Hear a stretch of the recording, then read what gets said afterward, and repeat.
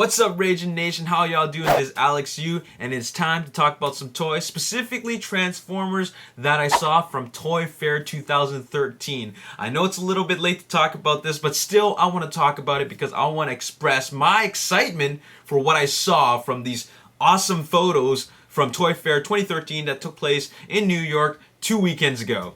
And before I get into the fall of Cybertron stuff, that's the main stuff I want to talk about, let's talk about Beast Hunters. Now, Beast Hunters is something that I'm not too crazy about. I don't know a whole lot about the concept, and maybe I'll get into it more after I've seen Season 3, but still, it's something that'll take me a little bit of time to get into, because I really don't follow what they're trying to do with this series. But anyways, the one thing that I want to talk about with regards to Beast Hunters is Shockwave. They revealed what Shockwave looks like, and I just want to talk about him.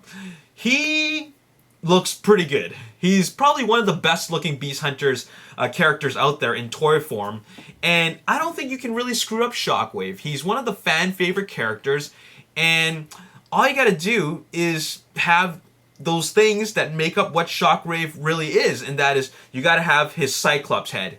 With the horns, and then you gotta have him in purple and gray, and you gotta have a large gun arm. As long as you have all those three things, you essentially have Shockwave, and that's what they have here. But they gave him the whole like Beast Hunters treatment and made him kind of like organic in a way. He's got these things on his chest and these sharp edges that kind of look like wings, but they're not. So this one looks pretty cool. I'm not saying that I'm gonna get it, but maybe later after I watch Season 3, maybe I might, I might cave in. But anyways, let's talk about Generations, Transformers Generations, Fall of Cybertron specifically, and I gotta tell you, I am really impressed.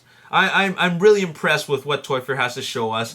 Let's start off with Orion Pax. Orion Pax, he's Optimus Prime, but in the Orion Pax, Cybertronian mode, and I love the way he looks. He just looks, great molding. I love the way that they really captured Optimus Prime, Orion Pax, in his Cybertronian mode, and looks great looking robot mode, great looking VCO mode. And next I want to show you is Blitzwing. Now Blitzwing is somebody that I have to have. I'm getting him no matter what. Blitzwing is a character that I had in the original G1 format, and he was a personal favorite of mine. Tank mode, plane mode, robot mode, can't beat that. And what they did with the Fall of Cybertron version is they captured all that and they just updated it for the times. I love it. That's another one that I gotta get. And then the number one thing that really caught my eye is Springer. Springer is really impressive. Once again, it all comes down to the molding and the sculpting. They really did a good job with this one. They really captured that G1 essence. They didn't lose it. A lot of the times with these new updated versions of these same characters, they change them up so much to the point where you don't really recognize them, but that's supposed to be that character. But they didn't do that really with Springer. They kept him the way he is, but they just added some more detail to him and made him look cool. And really, this all comes down to the sculpting, and it's completely slick. And I like to use that word because they kept it really cool with this one. But what really caught my eye, and I'm not really going to talk about Trail Cutter because he's a character I never really connected with. I don't really know who he is, so I'm not going to talk about Trail Cutter even though he's in this wave. But the one guy I really want to talk about is Metroplex. Look at the size of this thing. This is the first Transformers ever to be over 2 feet tall. This is huge. I never had a Fortress Maximus, but I don't even really know how big Fortress Maximus is, but I know he's huge. But this is, wow. I had Metroplex. Well, actually, my brother had Metroplex, a G1 version a long time ago. And, when you put him together, he's really only that big. But this one is over 2 feet tall. And I almost feel like I just want to get it just for the pure, like the sheer size of this thing. He's got a lot of great detail to him. And he is Metroplex. Like they didn't change him. This is Metroplex, and it still feels really G1, and I love that about it. You know, the G1 toys will always be the G1 toys. You know, they're blocky. They're not very, they're not very interesting looking, but they're essentially 80s robot toys. But they with the fall of Cybertron Generations toys, they kept that, but they added more to it. And that's why I love this line. Now, there's a high possibility that I'm going to get like the guys that I mentioned.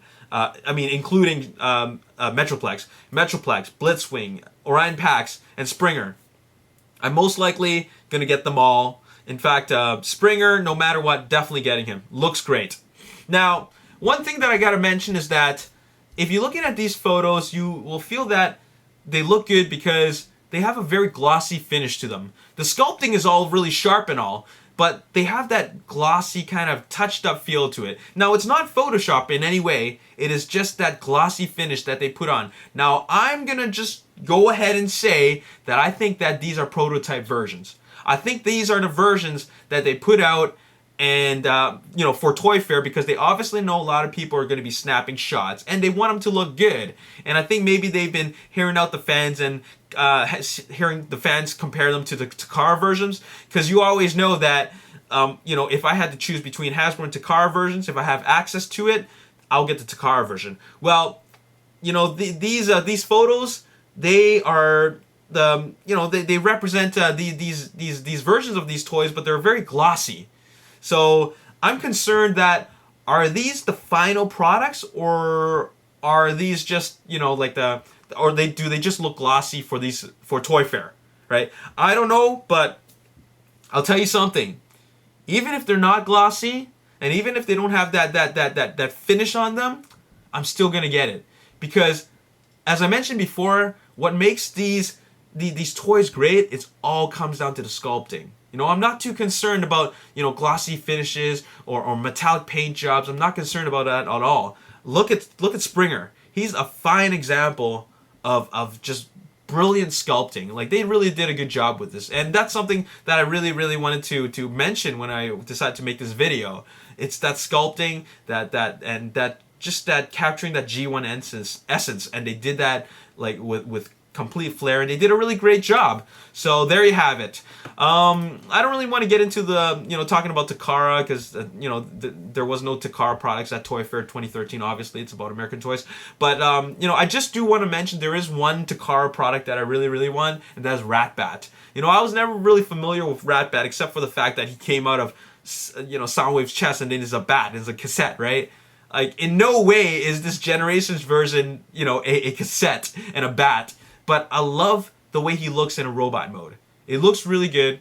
It looks like a version of not Scourge, but the other guy, the Sweeps. It looks like that in its alt mode. But the robot mode looks really cool, and I love that metallic purple paint job on him. So that's something I want to get. That was kind of like a little bit off topic, but I just wanted to mention that. Anyways, what do you guys think about Toy Fair 2013's products from the Hasbro booth? I mean, we got Trail Cutter, we got Orion Pax, a Metroplex, 2 feet tall, over 2 feet tall, in fact, Springer, and Blitzwing. Who's the number one guy on your list? I mean, if you had to pick only one of these guys, which one are you gonna get? I'm gonna get Springer. Springer just.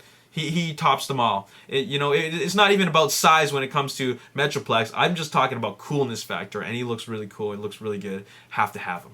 Anyways, that's all I gotta say in this video. Stay tuned for my next video where I talk about a rumor in Transformers 4. Okay? Not gonna want to miss that. As always, if you enjoyed this video, hit that like button, subscribe to my YouTube channel, like me on Facebook, The Ragin Nation. Also follow me on Twitter at Ragin Nation. My name is Alex. Thanks for watching. I'll see you next time. Peace. We've already seen so many versions of the Camaro, as a toy. It's getting a little bit boring, and even in Transformers Prime,